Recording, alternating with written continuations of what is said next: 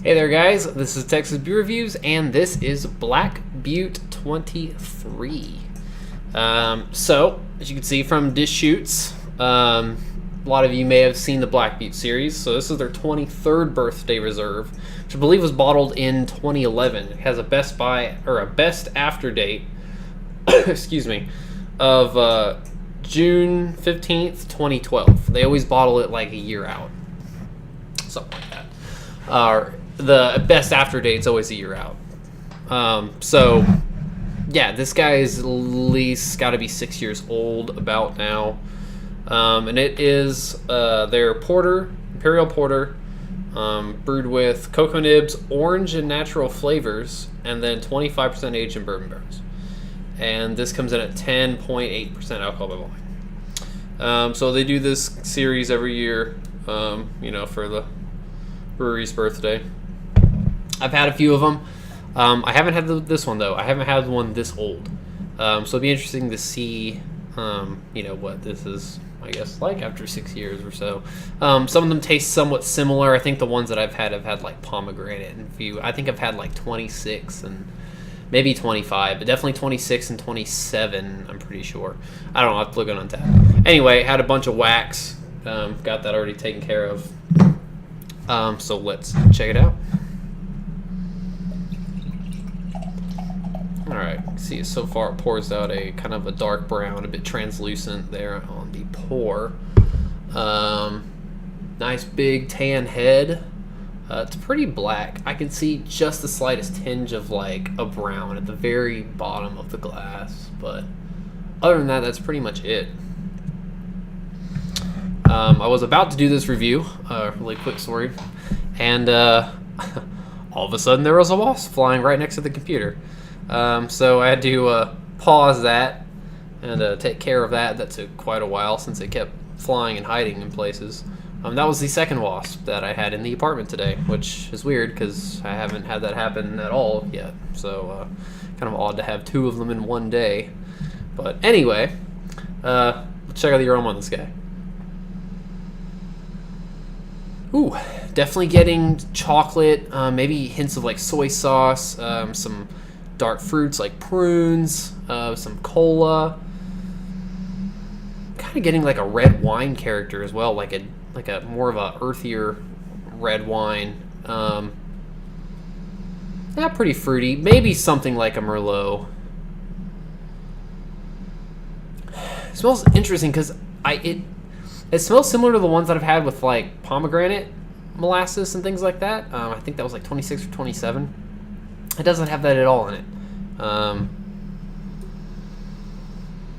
I kind of get the bourbon a bit, even just being 25%, and after, this much time, I guess. I'm not really familiar with too many bourbon barrel aged beers that are this old. I've had some of the bourbon counties a little bit older, but nothing this old as far as I think like a bourbon barrel aged beer.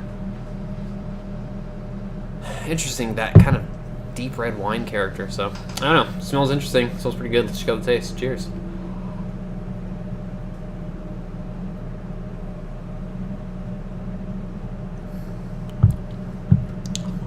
Huh. Wow. After 6 years, it's still pretty boozy. Definitely getting some alcohol on the nose there and warmth going down.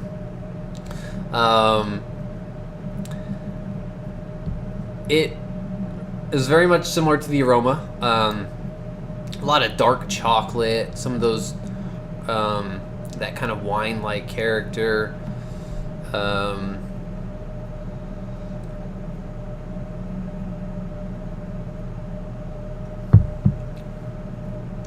Pretty chocolatey. It's very dry. Got some solid bitterness on the back end, some oak. Definitely, for, like I said, 25% aged in bourbon barrels, I feel like I'm getting a decent amount of oak on this. It's, it also has like this aged hop type of character to it, Black Butte porters, I think, as I recall, decently hoppy porter as well. It's very roasty and robust. So, that definitely shows. or if it's not even, I mean, kind of this mix of like aged hops and like roasted malt. It's probably more the roasted malt coming through, but I think maybe the age of it might have just a hint of that kind of cardboard oxidation. That kind of reminds me of some of the beers I've had with, you know, that are a bit hoppier, like some older Bigfoots that I've had that feel like the hops kind of have that like stale-like character, you know. Typically find that in like hops that are higher in alpha acids that have been aged.